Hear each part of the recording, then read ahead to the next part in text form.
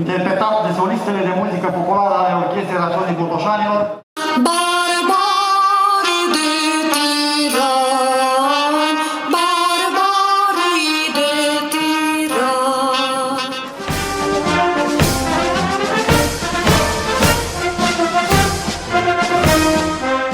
Slavă ție, Dumnezeul nostru, slavă ție, Împărate Ceresc, Mângâietorule, Duhul adevărului, care pretutindene ești și pe toate le împlinești, vistierul bunătăților și dătătorul de viață, vino și te sălășluiește întru noi și ne curățește pe noi de toată întinăciunea și mântuiește, bunule, sufletele noastre.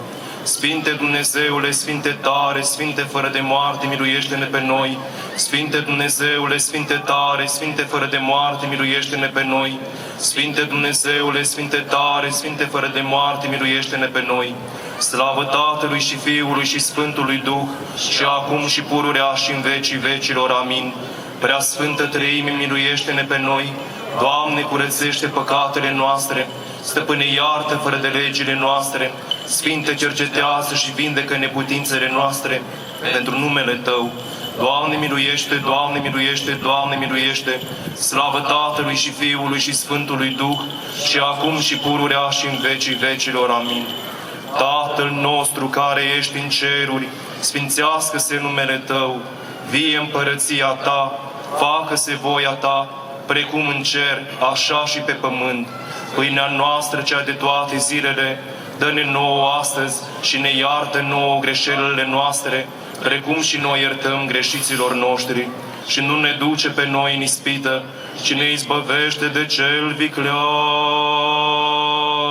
Ca Ta este împărăția și puterea și slava a Tatălui și a Fiului și a Sfântului Duh, acum și pururea și în vecii vecilor.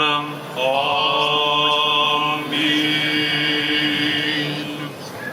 Bună ziua, doamnă președinte, domnule primar, doamnelor și domnilor parlamentari, domnilor comandanți, preacucernici părinți, dragi români. Voi da citire mesajul Guvernului României cu prilejul Zilei Naționale a României. 1 decembrie 1918 va rămâne pentru totdeauna în istoria poporului român drept ziua triumfului idealului național, unitatea.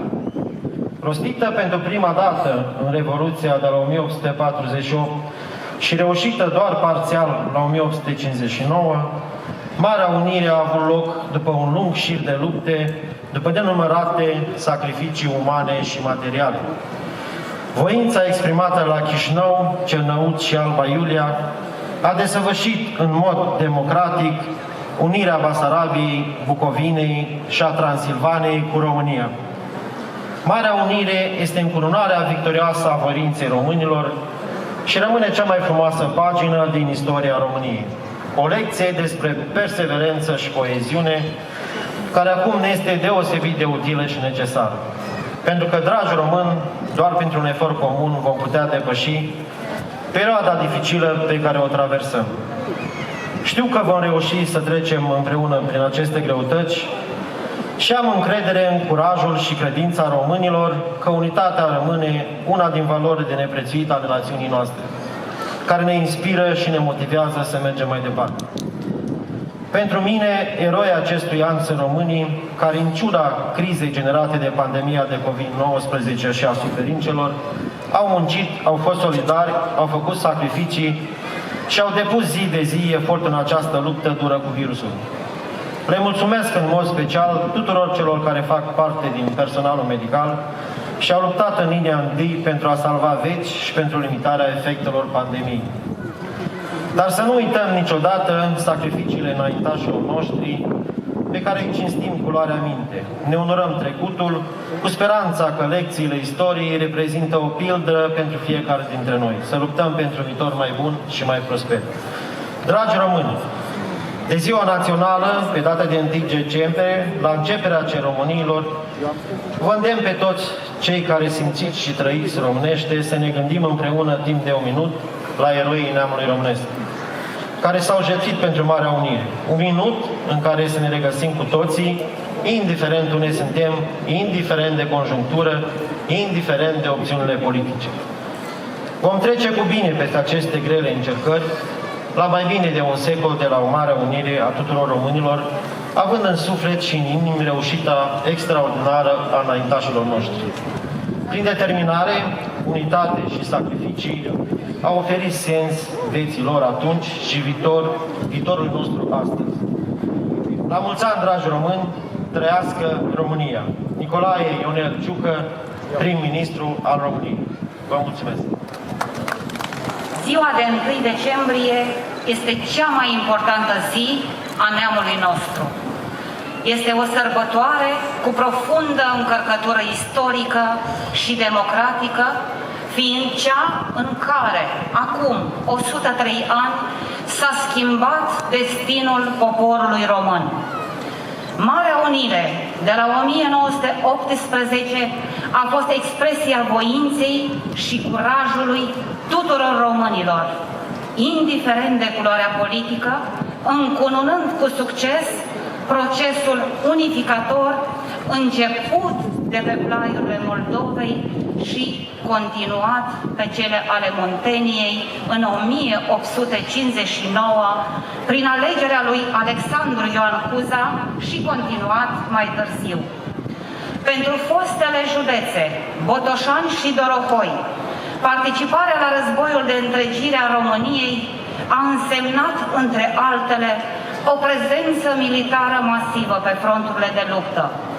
Jertfa fiilor acestor locuri, însumând, potrivit unui bilanț al vremii, 7269 de morți, 2297 de dispăruți, 1260 invalizi, 10.277 orfani și 6.543 văduve de război. Din păcate, nici acum nu traversăm cele mai liniștite vremuri.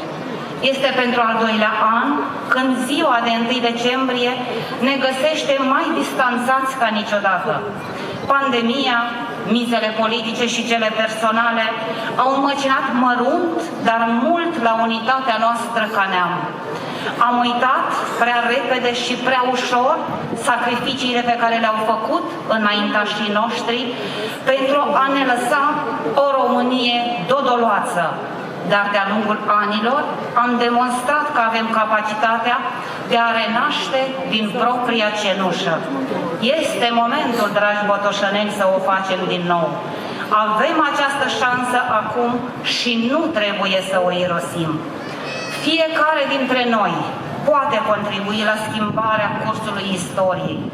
Nu trebuie decât să ne amintim de visele înaintașilor noștri și stă în puterea noastră să ne schimbăm soarta.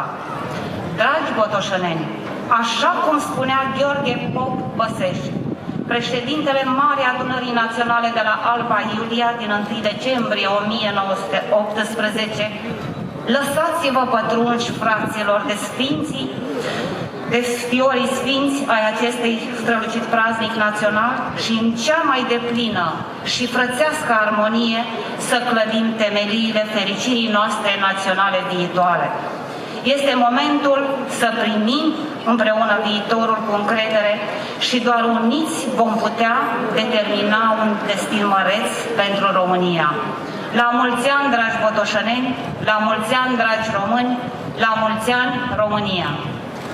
Stimate domnule prefect, doamna președintă a Consiliului Județean, domnule comandant al garnizoanei Botoșani, stimată audiență, dragi botoșeneni.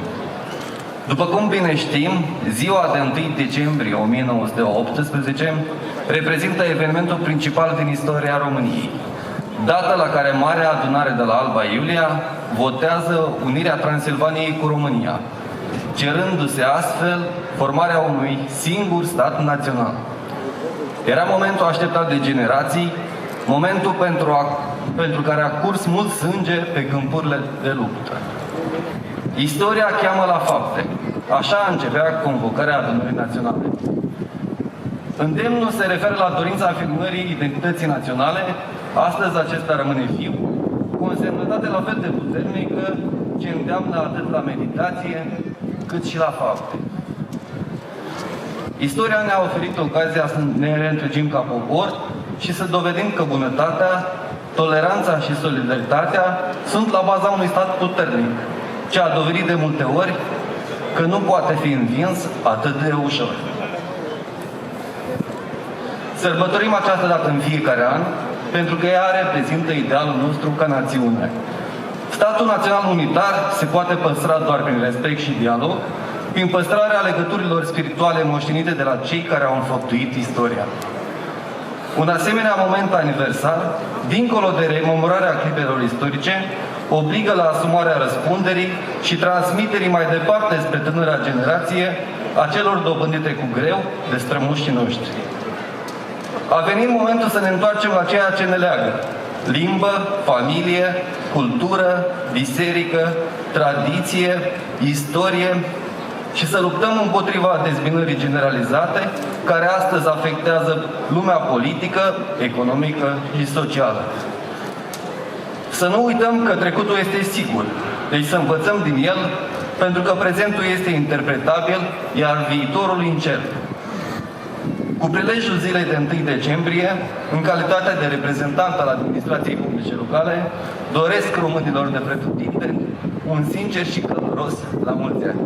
Părinți, onorată asistență, 1 decembrie 1918 reprezintă evenimentul principal din istoria României, data la care Marea Adunare de la Alba Iulia votează unirea Transilvaniei, Banatului, Crișanei și Maramureșului cu România, creându-se totodată un singur stat național bazat pe egalitate între naționalități și religii.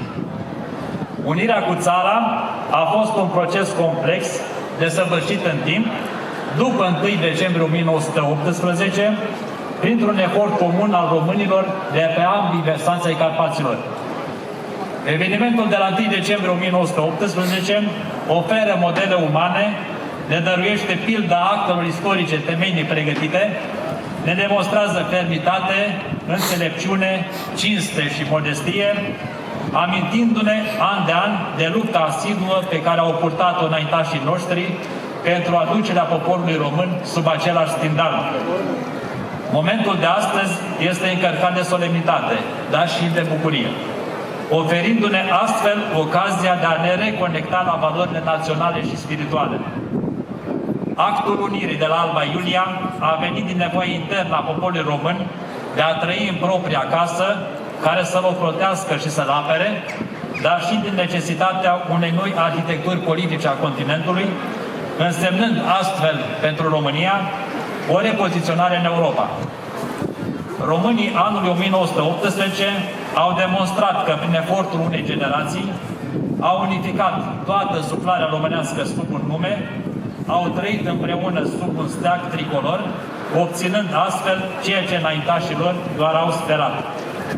Astăzi ne aflăm în piața 1 decembrie 1918, locul cel mai reprezentativ pentru evenimentul pe care îl sărbătorim, adunați în spirit de unitate, recunoștință, onoare și patriotism. Să fim mândri că suntem români, că simțim și trăim românește și să nu uităm că pentru aceste privilegii înaintașii noștri au dat cu sângele lor pământul pe care noi astăzi pășim. Faptele lor ne obligă să menținem vie și nepătată moștenirea primită. La mulți ani România, la mulți ani români, oriunde v-ați afla!